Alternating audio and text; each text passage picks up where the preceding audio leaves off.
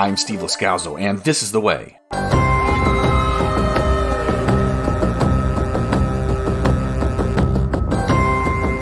You're listening to the March 2025 This is The Way podcast Star Wars news update.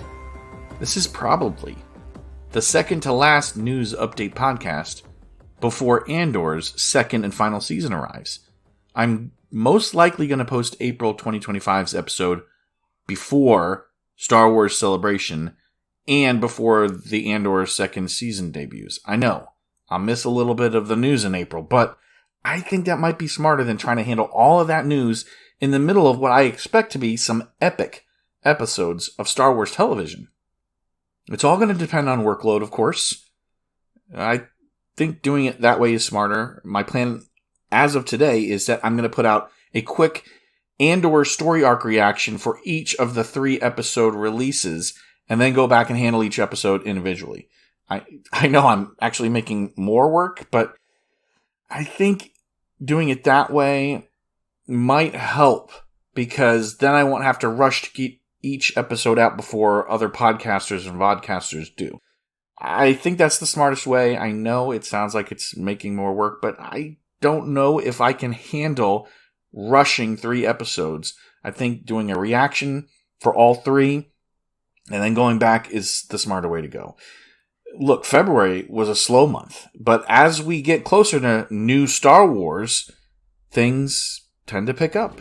This will be a sprint segment! Okay, it's time for me to report Star Wars news released since our last news update podcast. Andor Season 2 is right around the corner, but the first 3 episodes of Andor Season 1 are available right now for free on YouTube, and the first full season is even more accessible if you have Hulu. Now, not Hulu Plus, the base Hulu, which sometimes can be accessed for free through some mobile phone carrier plans. Like T-Mobile gives you Hulu for free. The ad-supported version, of course. To watch the episodes posted on YouTube, Season 1, Episode 1, 2, and 3, you have to go to the Disney Plus YouTube page and then search for Andor Season 1, and the episodes will come up. You might see some other stuff too, but the first episode's called Casa, so it'll say S1E1 Casa or something like that, and then the second episode will be S1E2 That Would Be Me, and then the third one is S1E3 Reckoning. I was surprised that there are some people who haven't tuned in for a single episode of Andor yet. But if you haven't seen one, what are you waiting for? There's plenty of people, I'm sure, that have told you that this is a good show, and I promise, it is good. Maybe it's not your cup of tea, okay? But please, trust me when I say this is probably the best Star Wars that is available right now. It may not be your favorite, but it is very well done. There is a live Q&A available right now on YouTube that is archived from a March 13th live stream where Tony Gilroy is adding and expanding on things that he's already told interviewers with several online magazines in advance of this promotional push in the past month. Most importantly, he revealed the release schedule. April 22nd is going to see the first full 3 episode arc release, and all 3 of those are going to be available at the same time.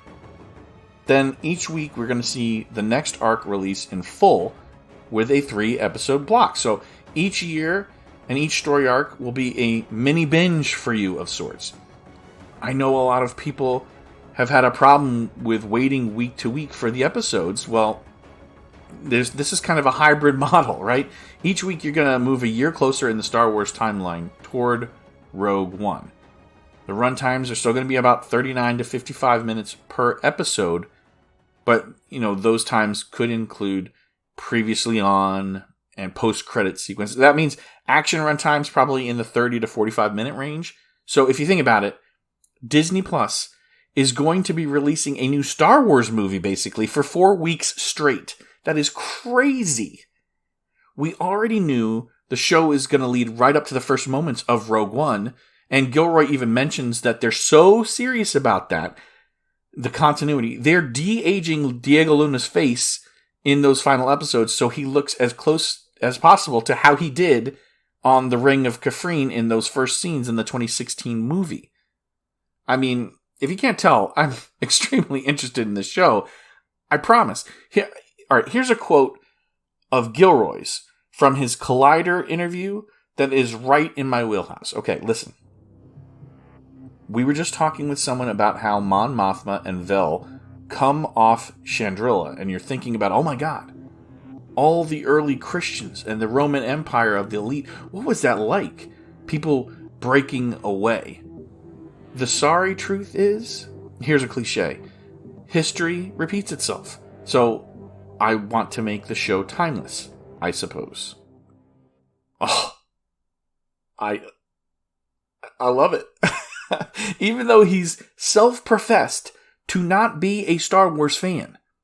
This is a guy who's respectful of what comes before, and he's sticking to the storylines that are already established in canon of Mon Mothma's exit and the Gorman Massacre that Star Wars Rebels, an animated show, got to first. A guy with this resume could easily be like, listen, I'm not a fan. I don't care what you did before, especially in animated cartoons. I don't care. I mean, I think now his involvement on Rogue One means, okay, he's not going to retcon what he's already done, right? As far as characters making it into the rebellion past Scarif. But Gilroy says we're going to get a payoff for things like the romantic tension from Cyril Karn and Dedra Meero. Saw Gerrera is going to have an expanded role, which befits the importance that we saw him get in Rogue One. I mean, if you went into Rogue One, you're like, who is this guy? I've never heard him before. I mean, are they trying to make him look like Darth Vader with the breathing and stuff? It seems as if Marva's going to be featured in flashbacks in Cashin's mind. Since Gilroy mentioned that Fiona Shaw, who you might remember has a memorable scene at the end of season 1, well, spoiler alert, she implores Ferrix to fight the Empire. I mean, K2SO's capture and reprogramming, it turns out, is it going to happen in season 1? No. It wasn't just delayed because they needed a hook for season 2. Gilroy says, I considered that. It's a narrative necessity. Luthen and Kleya, they're stepping up their game. Remember, these are going to be arcs that take us through a full year at a time. So the pace of the involvement of these characters that we were introduced to in season 1, people sometimes complain like, I don't know if I really liked it. It kind of goes slow. I mean, I think the involvement now is going to feel like it's going at light speed because we're rushing to the end or the beginning of Rogue One, rather. And we know a lot of these rebels don't make it even to Rogue One, let alone Star Wars Empire Strikes Back. Cyril's mom's going to be back, but we know we don't hear from her in the future. Bix Kayleen will be back. We know we don't hear from her in the future. Orson Krennic will be back. I mean, we know what happens to him. You got to wonder, are we going to see legacy characters? Be careful not to choke on your aspirations. Bail Organa was in Rogue One. Are we going to see him? Are we going to hear references to things from animated canon? We've had live action Ezra Bridger. Are we going to see him? We've had live action Hera. Are we going to see her? We've had live action Sabine Wren. Are we going to see her? Now, listen. This is really your last chance. If you haven't already, start watching season 1 of Andor. Watch the second season special look. Watch the trailer, the full season trailer that dropped in the last week of March for season 2 of Andor. Watch that Q&A from March 13th with Tony Gilroy. Listen, I don't need the hype.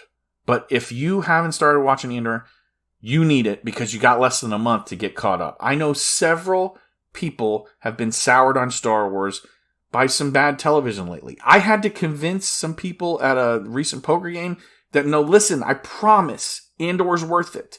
This is good Star Wars. That's as close to a guarantee as I can make. Resistance is absurd. One more time. The first 3 episodes of season 2 of Andor are centered around 4 years before the Battle of Yavin. Those come on April 22nd. The next 3 episodes will be from 3 BBY, and those come the week later, April 29th. Then the next 3 are going to be around 2 BBY, and those come the first week of May, May 6th, 2025, after May the 4th, okay? And then the final 3 episodes will come May 13th, and that takes us from 1 BBY to the first moments of Rogue One. I've got a bad feeling about it. Quiet. What? There may be references to Star Wars Rebels in Andor Season 2. It's possible. I haven't heard any leaks, but we do, remember, we have those characters available. The Rebels series took place during these years, so it's possible. But we know we're not going to see any Resistance characters. That show takes place much closer to the sequels. And one of the voice actors from that show, Star Wars Resistance, Donald Faison, he's a huge Star Wars fan. He recently told a story on a podcast about being banned from Disneyland. He related a story on Fake Doctors Real Friends podcast. That's the one he does with his Scrubs co-star, Zach Braff. Yeah. You remember Donald Faison as part of Dr. Turk? Years ago, when Scrubs was still in production, Faison helped make a character meet and greet happen for his friend, Kevin Jordan, and because he said he always wanted to meet Pluto. Well, his friend, Kevin Jordan, picked up the costume character, Pluto, and it was captured on camera, but apparently that resulted in a year-long ban for him from the Disneyland park. It seems even actors, comedians, celebrities, they can act poorly too, and they can receive bans, but it wasn't a lifetime ban at least. Especially since Faison would end up being the voice of Rodian pilot Hype Faison in the animated Star Wars Resistance show years later. He's one of those guys that you have no idea. Is he on your side? Is he against you? Is he down with you? But I will say, it's a lot of fun playing Hype Faison. I've been lucky enough to do vocal work in booths before, and this is the most fun I have. I get to have a lot of freedom. You know, there's something really cool about having your name in the Star Wars universe and being able to deliver whatever it is that you want to deliver as that character. Star Wars gamers, get ready for gaming news. Star Wars Hunters is already shutting down. Don't worry, if you're one of the very few playing this microtransaction-heavy game, you can still play until October 1st of this year, 2025. And there's even one more content update coming on April 15th. Hunters is an arena-style game, not Battle Royale like Fortnite, but more like the mini-games, like Call of Duty, Capture the Flag type style. International players have had access to this game in some form as far as back as late 2021, but it didn't get a full launch in the US until last June 2024. Welcome to Vespora! Yeah, I know. Development of games, it's long, sometimes it's difficult, but if the gameplay is good, players will play. Unfortunately, the number of players is only a fraction of what it could have been since it never got a port to PlayStation or Xbox brands, and it was only playable on mobile and Nintendo Switch. Now the game's going to sunset this fall. Improvements and increased offerings from platforms like Epic, that probably killed any momentum for developer Zynga, but hey, money talks. Speaking of Epic, LEGO Fortnite's Odyssey game is going to see another Star Wars update, just like it did last year. There was a new island introduced in 2024 and lightsabers and new characters. And this year, 2025, more's coming out around May 2nd or 3rd. That is when the current LEGO Pass runs out, and a video game leaker says a new one featuring Star Wars is going to take its place. It's AT-AT, the all-terrain armored transport from Kenner. Batteries not included. You can make AT-AT walk. You can make AT-AT's legs crush some obstacles. Collectors. We got a lot of news. Hasbro has some releases scheduled thanks to Andor's second season with versions of Orson Krennic and Cassian Andor in the Black Series set of collectibles. Krennic comes with a removable cloak and blaster.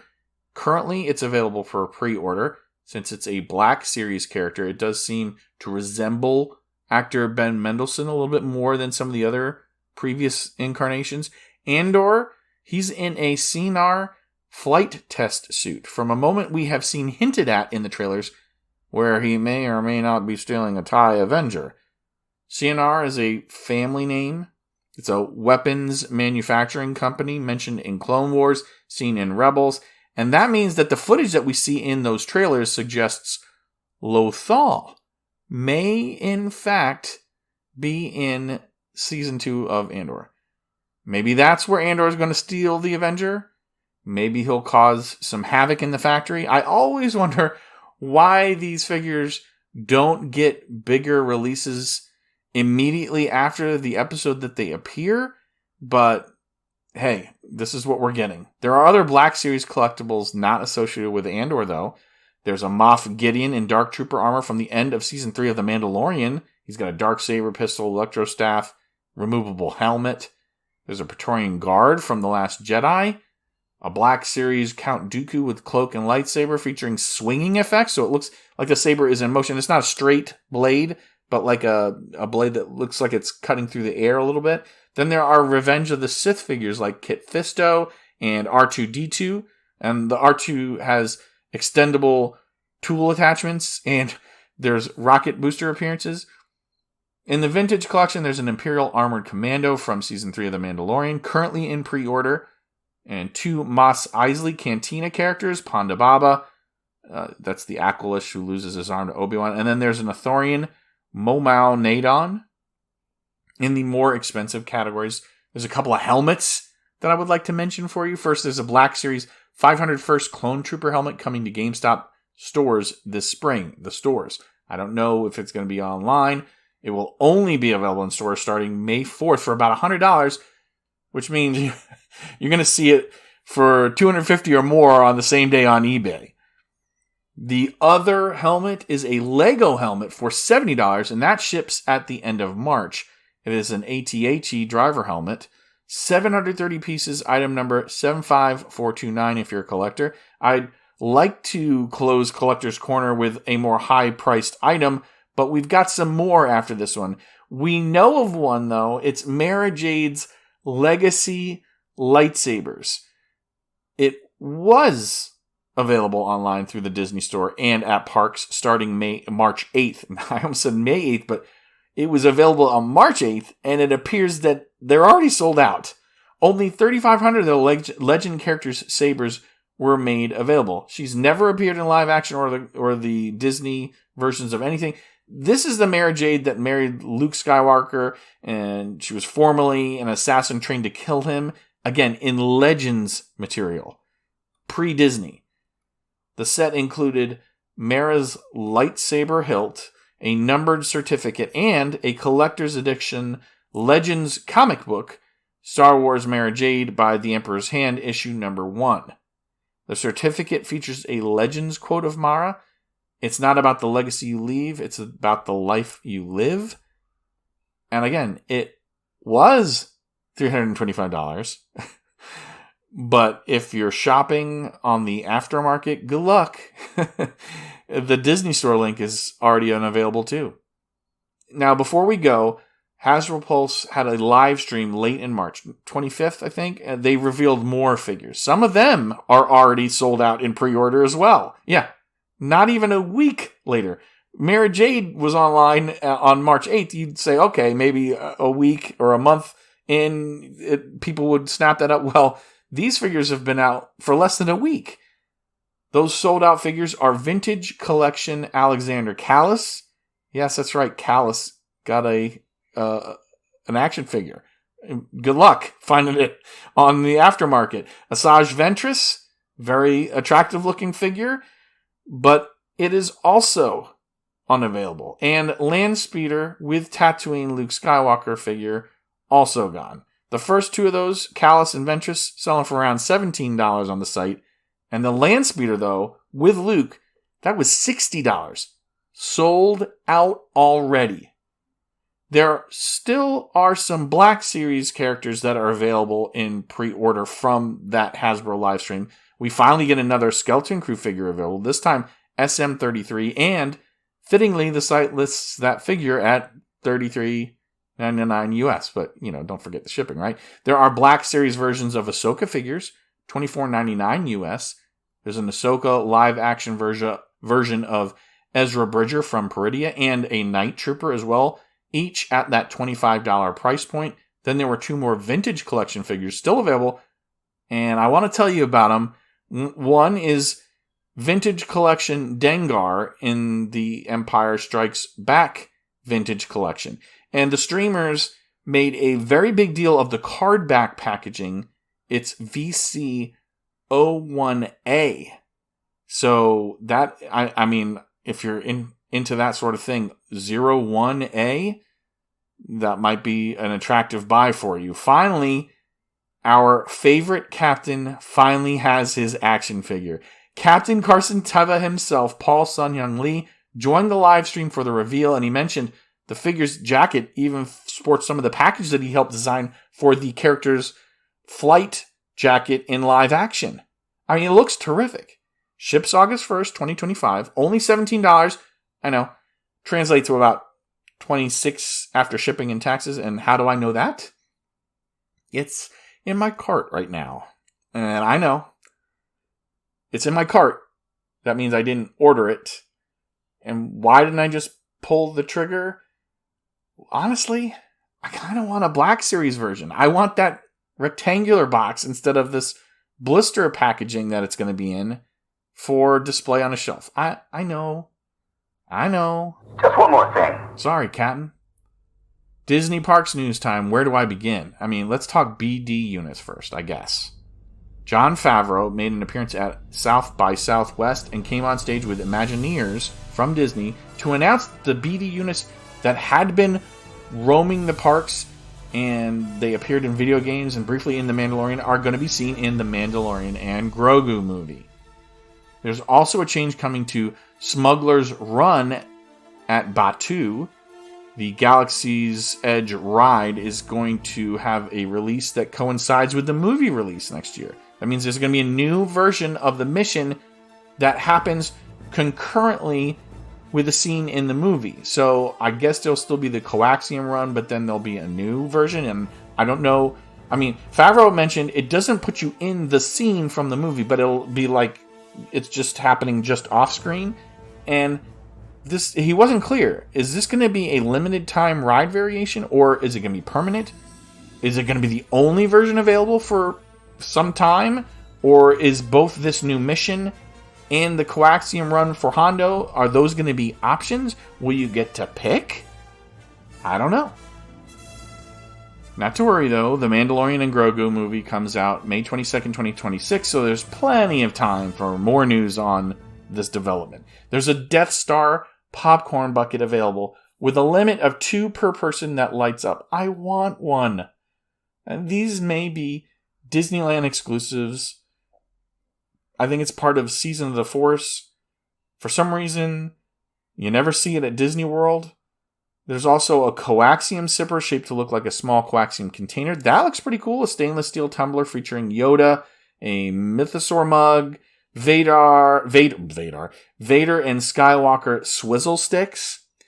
Disneyland seems to be getting all the cool stuff because of that. And, I mean, there's an acid orb.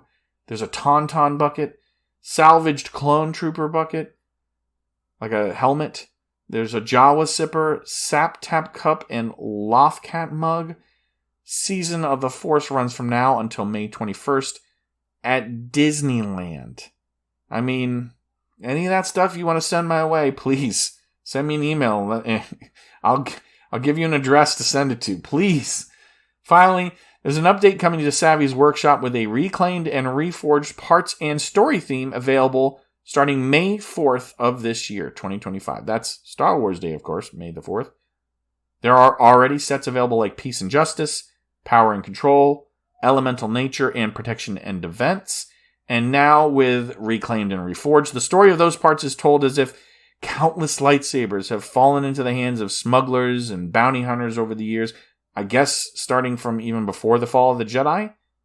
The description mentions ancient battles and abandoned scrap. I still think they're missing out on not having an animatronic Huyang and having him in Savvy's Workshop. I think we can let him off with the warning this time. Okay, if you think I've missed something, you disagree with me, send me an email. thisisthewaypodcast@gmail.com. How else can you interact with This Is The Way Podcast? X, Facebook, Instagram, all at This Is The Way Pod. You might check out our Linktree site, but I've found lately it doesn't always work as intended. But you can check it out, linktr.ee/This Is The Way Pod. Thank you so much for joining me for This Is The Way Podcast's March 2025 News Update episode. I'm your host, Steve Lascazzo, and may the Force be with you always.